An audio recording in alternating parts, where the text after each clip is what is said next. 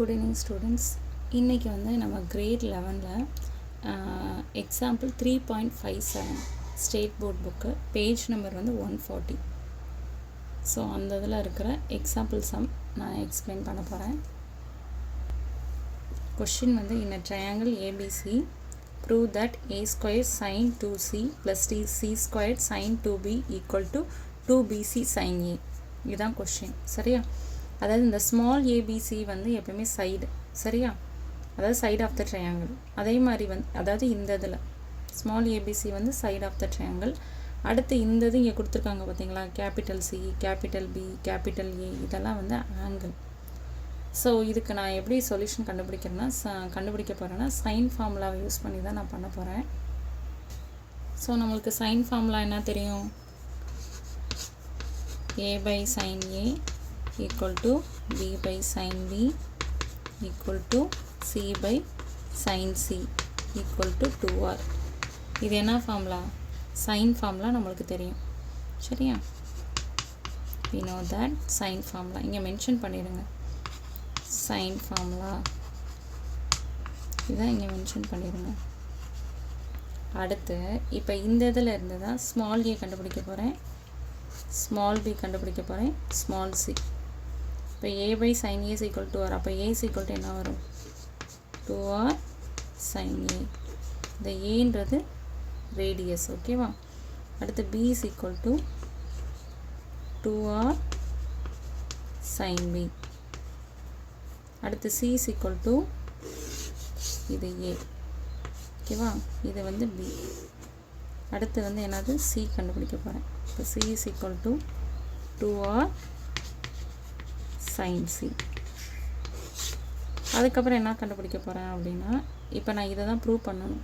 So நான் left சைடை எடுத்துக்க போகிறேன். லெஃப்ட் சைடை எடுத்துகிட்டு ஏக்கு பொதுவாக சிக்கு பொதுவாக இந்த வேல்யூஸை சப்ஸ்டியூட் பண்ணி அடுத்து sin 2a ஃபார்முலா இருக்குல்ல, அதாவது இங்கே 2cன்னு இருக்குது, அதாவது sin 2 தீட்டா ஃபார்முலா இருக்குல்ல, 2 sin தீட்டா காஸ் தீட்டா, அந்த ஃபார்முலாவை அதில் எழுதி அப்புறம் நான் சிம்பிளிஃபை பண்ண போகிறேன். ஸோ லெஃப்ட் சைடு என்ன இருக்குது? b square sin 2c equal to c square sin 2b. this is equal to first b ஓட வேல்யூ என்னது? 2r sin b. இங்கே b ஸ்கொயர் இருக்கா, b ஸ்கொயர். அடுத்து sin 2c. அடுத்து c ஓட வேல்யூ என்னது? 2r sin c. அடுத்து இங்கே என்ன இருக்குது? sin 2bன்னு இருக்கா, அப்போ sin 2b. அடுத்து என்ன பண்ண போகிறேன் அப்படின்னா இதை உள்ளே மல்டிப்ளை பண்ண போகிறேன். இப்போ 4r square sin square b sin 2c எப்படி எழுதலாம்? 2 sin c cos cன்னு எழுதலாமா? நான் டேரெக்டாக எழுதிடுறேன். அடுத்து இந்த இடத்துல 4r square sin square c sin 2b எப்படி எழுதலாம்? 2 sin b cos b. அதாவது இங்கே cos b வரும், சரியா? அடுத்த ஸ்டெப்பு நான் என்ன பண்ண போகிறேன் அப்படின்னா, இங்கே 4r ஸ்கொயருக்கு இங்கே ஒரு 2 இருக்கா, அப்போ 8r ஸ்கொயர்டு. இங்கே என்ன வருது? 8r ஸ்கொயர் இருக்கா. அடுத்து இங்கே பாருங்கள், இங்கே sin ஸ்கொயர் பின்னு இருக்குது, அதாவது sin b ஒன்று வெளியில் எடுக்கலாம் நம்ம இதிலேருந்து. அடுத்து வந்து இங்கே sin c இருக்கா, அதே மாதிரி இந்த இதுலேயும் பாருங்களேன், ஒரு sin b இருக்குது, இங்கே ஒரு sin ஸ்கொயர் c இருக்குது, அதாவது ரெண்டுலேயுமே வந்து sin bயும் sin cயும் இருக்குது. ஸோ அதனால் ஃபஸ்ட்டு வந்து 8r ஸ்கொயர் வெளியில் எடுக்கிறேன். அடுத்து வந்து ஒரு sin bயையும் sin cயையும் வெளியில் எடுக்கிறேன். வெளியில் எடுத்தால் இப்போ இங்கே என்ன பேலன்ஸ் இருக்குது?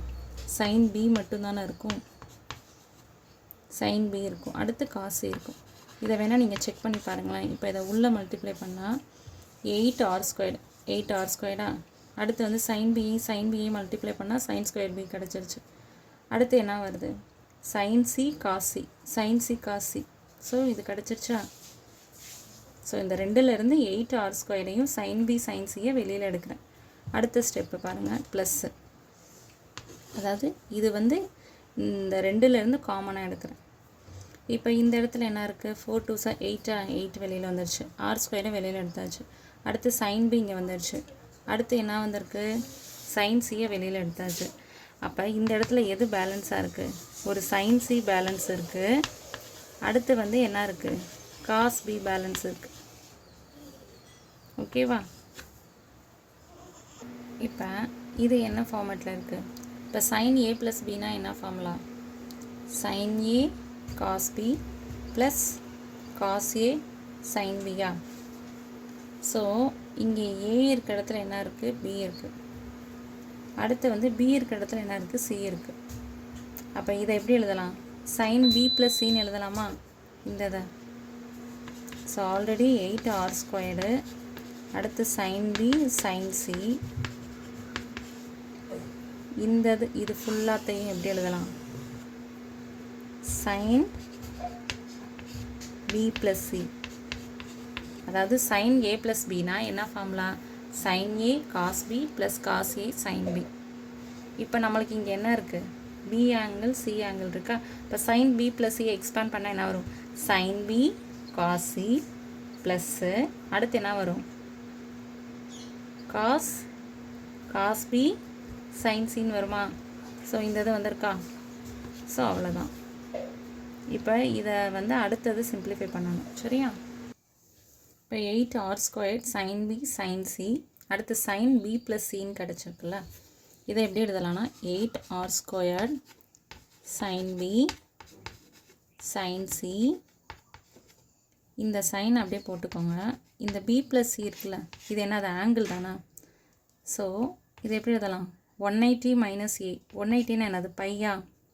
பைனாலும் 180னாலும் சேம் தான். பை மைனஸ் இன்னொரு ஆங்கிள், 3 ஆங்கிளை சேர்த்தா தானே நம்மளுக்கு வந்து 180 டிகிரி கிடைக்கும். இப்போ பி ஆங்கிள் சி ஆங்கிள் இருக்குது.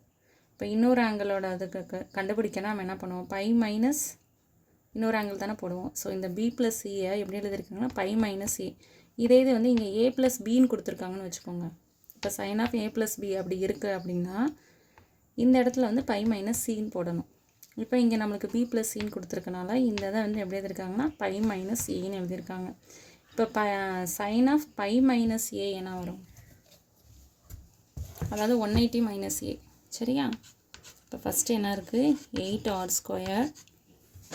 First 8r². அடுத்து என்னது, sine B sine C. 8r² sine B sine C. அந்த சைன் பை மைனஸ் ஏ எப்படி எழுதலாம், சைன் ஏ. சரியா? இப்போ இந்த இதை வந்து எப்படி எழுதியிருக்காங்கன்னா 8r². நம்மளுக்கு ஏற்கனவே வந்து சைன் ஃபார்முலா தெரியும்ல. இப்போ அதாவது சைன் பை மைனஸ் ஏ வந்து என்ன எழுதியிருக்கோம், சைன் ஏன்னு நம்ம எழுதியிருக்கோம். இப்போ நம்ம இந்த இடத்துல வந்து அந்த சைன் ஃபார்முலாவை யூஸ் பண்ணி இந்த சைன் பிக்கும் சைன் சியோட வேல்யூவை நம்ம போட போகிறோம். So equal to 8r². Sine B நான் எப்படி எழுதலாம், பி பை 2r. அடுத்து சைன் சி எப்படி எழுதலாம், C by 2r into sine A. ஏன்னா நம்ம என்ன ப்ரூவ் பண்ணணும்னா 2bc சைன் ஏன்னு நம்ம சொல்லணும். சரியா? இப்போ 4 இங்கே என்ன வரும், கேன்சல் பண்ணால் 1 4s 4, 4 2s 8. அடுத்து r² இருக்குது, இங்கே ஒரு r இங்கே ஒரு r² கேன்சல் ஆகிடுச்சு. இப்போ மிச்சம் நியூமரேட்டரில் என்ன இருக்குது, 2 இருக்குது. அடுத்து பிசி சைன் ஏ. ஸோ நம்மளுக்கு கிடச்சிருச்சா? ஸோ ப்ரூவ் பண்ணியாச்சு.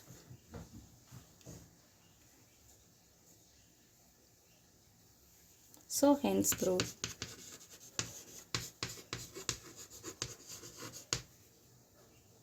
ஸோ இந்த சம்மில் வந்து நம்மளுக்கு ஃபஸ்ட்டு சைன் ஃபார்முலா ஃபஸ்ட்டு தெரியணும். சைன் ஃபார்முலா என்னது, A by sine A equal to B by sine B equal to C by sine C equal to 2r. So அதிலிருந்து small A small B small சியை கண்டுபிடிக்கிறேங்க. கண்டுபிடிச்சிட்டு left சைடில் எடுத்துகிட்டு அதில் வந்து அந்த வேல்யூஸை ஸ்மால் ஏபிசி வேல்யூஸை சப்ஸ்டியூட் பண்ணுறீங்க. ஸ்மால் பியோட வேல்யூ சியோட வேல்யூ. சரியா? கண்டுபிடிச்ச வேல்யூவை இதில் சப்ஸ்டியூட் பண்ணி சிம்பிளிஃபை பண்ணிங்க அப்படின்னா உங்களுக்கு கரெக்டாக ஆன்சர் கிடச்சிரும்.